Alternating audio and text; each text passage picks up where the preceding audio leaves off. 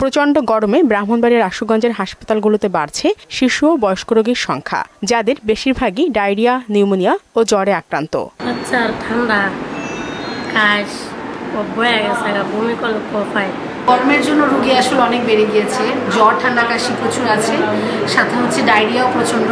এই সময়টাতে শিশু এবং বয়স্কদের প্রতি সতর্কতা অবলম্বন করার জন্য পরামর্শ দিচ্ছেন চিকিৎসকরা। অতিরিক্ত গরমের কারণে শরীরে পানি শূন্যতার দেখা দিচ্ছে, ডায়রিয়া হচ্ছে, শ্বাসকষ্ট হচ্ছে, এই ধরনের রোগীগুলো আমরা বেশি পাচ্ছি। এদিকে কুষ্টিয়ার দৌলতপুর উপজেলার স্বাস্থ্য ওয়ালটন ফ্রিজ কিনে অনেকের মতো আপনিও হয়ে যেতে পারেন মিলেনিয়াল। সেরা পণ্যের সেরা অফার। কমপ্লেক্সেও বাড়ছে রোগীর সংখ্যা। জ্বর, কাশি, শ্বাসকষ্ট ও ডায়রিয়ার লক্ষণ নিয়ে হাসপাতালে ভর্তি হচ্ছে শিশু ও বৃদ্ধরা। 50 শয্যার স্বাস্থ্য কমপ্লেক্সে গত এক সপ্তাহে ডায়রিয়া আক্রান্ত রোগীর সংখ্যা 100-রও বেশি।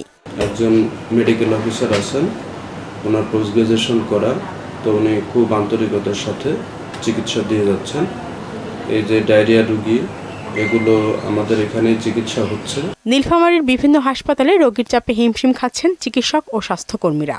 সুস্থ থাকতে রোদে বের না হওয়া এবং তরল খাবারের পাশাপাশি পরিচ্ছন্নতার উপর জোর দিয়েছেন চিকিৎসকরা। নিয়মিত আমাদের স্বাস্থ্য শিক্ষার ব্যবস্থা আছে, গরমের দিনে যাতে মানুষের ডায়রিয়া বা যে অসুখগুলো গরমের দিনে হয় সেগুলো যাতে না হয়, মানুষকে আমরা অবশ্যই সচেতন করার চেষ্টা করি।